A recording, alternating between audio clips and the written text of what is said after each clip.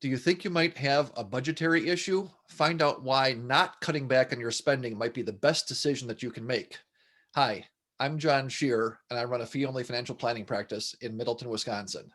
And I'm Bridget Sullivan Mermel, and I've got a feeling financial planning practice in Chicago, Illinois. John, a lot of times when people think they have to cut back their spending, they're not looking at the big picture. And I remember when I started in financial planning, I was listening to Burt Whitehead, and he said it's a lot easier to make an extra $1,000 than it is to cut your spending by $1,000. And that always stuck with me. I didn't know if it was true or not. And certainly, most of the people in the financial planning industry are just trying to. I think there's an impression that people are trying to get you to cut your spending and save Spend less and more. save more, right? Yeah. That's the message, right? Right. And I would say that what I've found to be true with myself and with clients is that there can be a lot of success with trying to earn more. And the underlying issue there is trying to add more value to more people's lives. So that is what I would say. I would say, why not focus on the other part of this equation, on the earning part, and optimize that versus the spending part? What are your thoughts, John? Well, this is such a great topic, and and when you brought this up and said, "Hey, let's talk about this today, Bridget," I thought, what a great place because nobody in our world, right? It's all about what you just described. Right. Let's figure out your budget and how can you spend less, or geez, I feel constrained, and how do we manage? And as I think about it, there's two parts to this equation, right? There's the spending, but then there's the earning, and it's Right. such a great way to look at it. And I was trying to think, like, how does it relate in? And I thought about like dieting and weight Right. control and things like this, where it's pretty common. People think, well, geez, if I work out more or I eat less, if I work out more and eat less, here's my two inputs, and those are the things that you read about in articles, and that's the messaging that's out there, and you say, oh, that's really intuitive. And then when we think about this idea of, hey, I'd like to improve my cash flow in some fashion, all we ever think about really is, well, geez, spending less. And the fact is, there's two sides to that equation. There's that input side too. Like, what do we do about making more money? And I think it's just such a great thing that is really meaningful. It's not just about the investment side, right? It's the whole picture. And one of the things I just wanted to ask, and you've done a lot of research and you know more about this side than I do, is what about folks where it's a limiting mentality in some fashion, right? If you go, Exactly. listen, I can go and find different jobs. And we talked just a little bit. What about if, hey, I'm just a regular employee though, right? I go to work, I'm a teacher, I work for for a big company. Like, how does that apply? It seems so far, it's so much different than somebody who runs their own business. But Right. how do you help people think through that?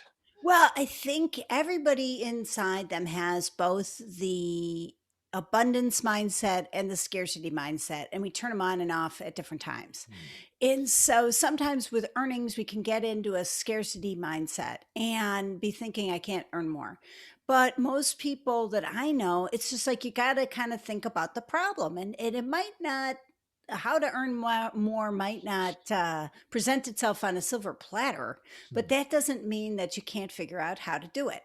So, one person I heard about, for instance, was a calligrapher. And she's like, I earn what I can earn from calligraphy. I guess if I wanted to earn more, like a lot more, I'd need to be a famous calligrapher who had written a book.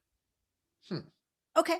So she started Write a working book. on writing a book, Ah, you know, interesting. Interesting. and like other people I know, like for instance, one teacher I knew, she didn't care about money that much, and but her her spouse was quite frustrated because she had gotten a master's degree but didn't go through the hoops required to get paid more, because you had to submit it and Yeah. prove, obviously, again, it's not necessarily a silver platter to make more money. You have to work at it a little bit. You But might that need that more that training. You should be, if you're constantly getting a little bit more training, there's ways to do it, but it's not necessarily the most obvious. What were Well, you going that, to and say? that teacher example, I think that's really interesting that it's not always laid out on a silver platter, Right. but there might be some low-hanging fruit, right? Right. Are you looking at the opportunities that are there, sort of Right. the, the diamonds that are in your backyard sort of thing? Yeah. And then maybe there aren't any, but I wonder how many people don't even consider that, right? That you feel like you're stuck in the position that Yeah. you're in without looking at that. And, Yeah. and, And and that- yeah, go, yeah, these days, all the kids are talking about the side hustle, that's which right. just means having extra business. I know people with side hustles that probably don't think of them as side hustles. So it's just like have something on the side that you're working on that might or might not work out that makes some money. Yeah. It's interesting with the teacher example, right? And it's a job that has some flexibility in time, perhaps as around breaks Right. and things, maybe for a side hustle. But even at that, that means working more. And if you don't want to work more, maybe there's other places. Can you run a consulting business and do private teaching? And Right. you say, I want to be a teacher, but there's limits as to what I can do on my salary wise. Well, there's other places. Does it have to be in the position in the teaching like we think of it? What other ways are there? And especially with technology these days, there's maybe some interesting opportunities. Right. And I think this might be a good way to circle back on just, I think the one takeaway that I have in this conversation, and I appreciate you so much as bringing this up, is just that there's more than one side to this discussion. Right. If you feel like, golly, I spend too much or I don't have enough, yeah, you can take a look at your spending, and that might be the right place, right? Maybe there are some places that are really easy to cut back, but make sure you consider, right? Maybe you're doing all the things, but if you don't think about it, maybe it's like your teacher friend. There's literally money on the table that you're not Right. taking advantage of, or a different way to do the same thing, and it's such a big input. That's I think that's really huge. Yes, exactly. You don't have to accept the earnings that you have now, but in order to make more for most people, you have to do a little bit of a shift in mindset, and it's in you. You got it. Yeah, that's You great. have that mindset in you too.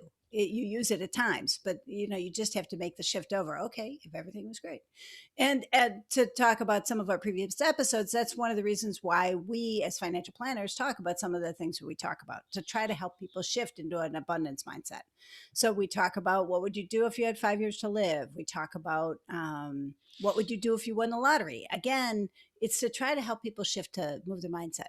So I think with that, let's wrap it up. My name is Bridget Sullivan Mermel, and this is John Scherer. Also, we're Friends Talk Financial Planning, and we're both members of the ACP network with the Alliance of Comprehensive Planners. For more information on that, you can check acplanners.org.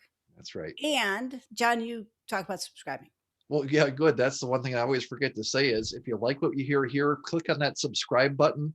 That helps other people find us so we can get this message out. So thanks, Bridget. Until next time. Thanks, John.